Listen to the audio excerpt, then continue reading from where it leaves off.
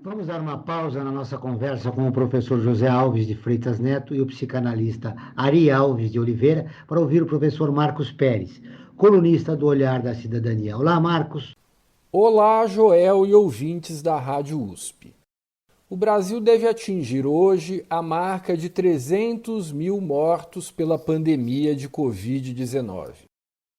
As notícias que nos chegam, dia após dia, são muito ruins. E a essa altura já é difícil que não tenhamos alguém de nossa família, do nosso trabalho ou do nosso círculo de amigos que não esteja ou tenha estado contaminado. 300 mil mortos corresponde a 5 vezes o número de norte-americanos que perderam a vida na Guerra do Vietnã no curso de 10 anos. Parece claro a maior parte dos brasileiros hoje que o presidente Bolsonaro não tem condições de dirigir o país nessa crise. O país enfrenta a maior crise de gestão de sua história recente. Não vimos algo dessa proporção no apodrecimento gradativo do governo Figueiredo, que pôs termo à ditadura. Não vimos isso quando Sarney nos legou uma inflação de 1.700% ao ano. Não vimos nada parecido nem durante o governo Collor ou na crise de 2015 com Dilma. O que se vê hoje é um governo perdido, como um barco à deriva em meio a uma tempestade, e um capitão destemperado, apegando-se a dogmas e crendices ideológicas. Os problemas que o país enfrenta estão claramente para além das capacidades de gestão de Bolsonaro, pois exigem cooperação, coordenação, união de esforços, e a única linguagem que Bolsonaro pratica é a do confronto, do nós e eles, da divisão.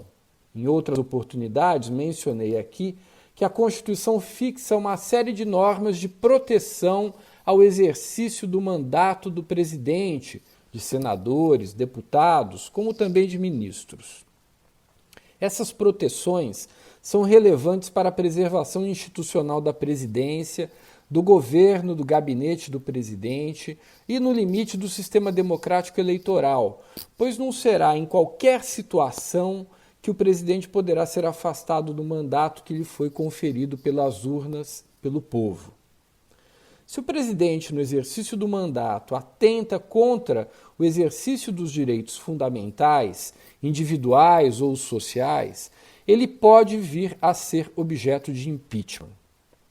Os crimes de responsabilidade indicados no artigo 85 da Constituição Federal não são crimes propriamente ditos, que importam em pena de cerceamento de liberdade para o seu infrator.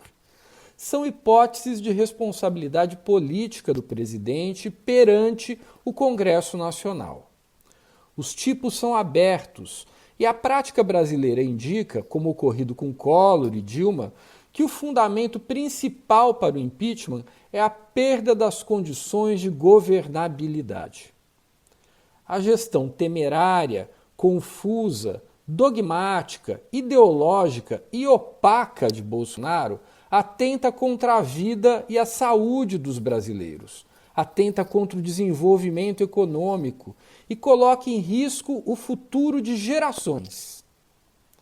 A hipótese de impeachment está dada.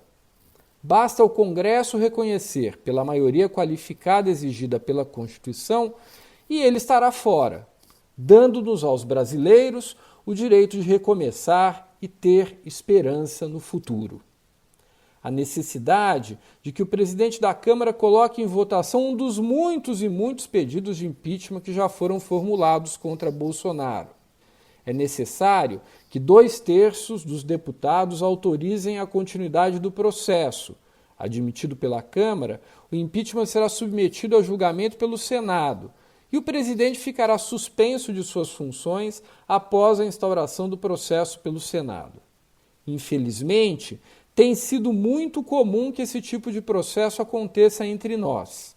O que era para ser uma exceção na vida jurídica e política virou um acontecimento quase cotidiano. Mas a crise está aí E não podemos fingir que ela não existe, escondendo a cabeça dentro de um buraco, enquanto os brasileiros não param de morrer. Mantenham-se seguros, meus caros ouvintes. Abraços e até a próxima semana. Obrigado, Marcos. Esse foi o professor Marcos Pérez, da Faculdade de Direito da USP, que volta na próxima semana.